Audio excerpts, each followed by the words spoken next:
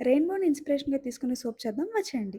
Welcome to day 4 of 7 day 7 types soap making series. అచ్చం రెయిన్‌బోలో ఉన్న కలర్స్‌తోనే violet, indigo, blue, green, yellow, orange and red use చేసి soap చేసేద్దాం. ఈ సోప్‌లో కలర్స్ అన్నీ ఒకేసారి మిక్స్ చేయకూడదు. Step by step, layer by layer మనం అనేది కలర్స్ క్రియేట్ చేసుకోవాలి.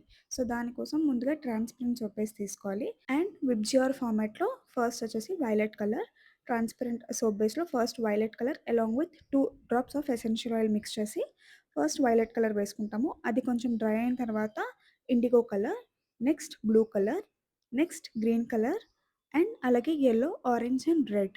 సో, అన్నిటికి ఒకే ఫ్రేగ్రెన్స్ యూజ్ చేయాలి. ఫ్రేగ్రెన్స్ అనేది లేయర్‌కి మారుస్తే సోప్ అనేది ఓవరాల్‌గా చాలా డిఫరెన్షియేట్ అయిపోతుంది. సో, అన్నిటికి ఒకే ఫ్రేగ్రెన్స్ యూజ్ చేస్తాము. సో దట్ యూనిక్‌గా ఉంటుంది and overall soap okay smell ఉంటుంది. సో, ఇదొచ్చేసి మనం కలర్ బేస్‌లో మిక్స్ చేసేటప్పుడు ఒక 2-3 drops of essential oil use చేయడం వల్ల సేమ్ ఫ్రేగ్రెన్స్ ఒస్తాయి. ఎటువంటి డిఫరెన్షియేషన్ లేకుండా. సో, కొంచెం జాగ్రత్తగా చూసుకొని లేయర్ బై లేయర్ వేసుకోవాలి. ఎందుకంటే మౌల్డ్ క్యావిటీ అనేది లేకపోతే బయటకొచ్చేస్తుంది. సో, చాలా థిన్ లేయర్స్ వేసుకోవాలి. 7 కలర్స్ యూజ్ చేస్తున్నాం కాబట్టి ఒక 70-80 grams of soap base use చేసుకుంటే సరిపోతుంది.